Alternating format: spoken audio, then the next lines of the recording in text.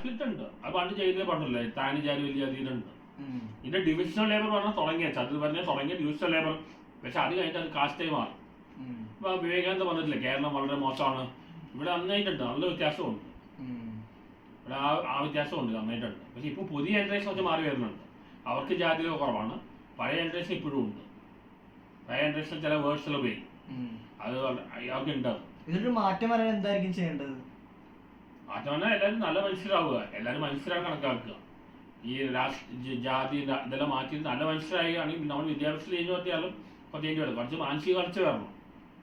ഇനിയിപ്പോൾ പറഞ്ഞാൽ അത് പറഞ്ഞിട്ട് കാര്യമില്ല. പഴയ ജനറേഷൻ പോയാലേ ഉള്ളൂ. പുതിയ ജനറേഷൻ പുതിയ 2K പിള്ളേർക്കൊന്നും അത് അങ്ങനെ ഇല്ല. പഴയ ജനറേഷൻ പോവും, അവരുടെ കാലം കഴിയുന്നതോടും ഇത് മാറും. അവരുടെ മനസ്സിന് മാറാൻ ബുദ്ധിമുട്ടാണ്. അവർ ചെറുപ്പം മുതലേ അങ്ങനെ കേട്ട് അവരുടെ മനസ്സിലാണ്. കുറച്ച് വർഷം കഴിയുമ്പോൾ പഴയ ജനറേഷൻ പോയി പുതിയ ജനറേഷൻ വരുമ്പോൾ നാച്ചുറലായിട്ട് മാറും.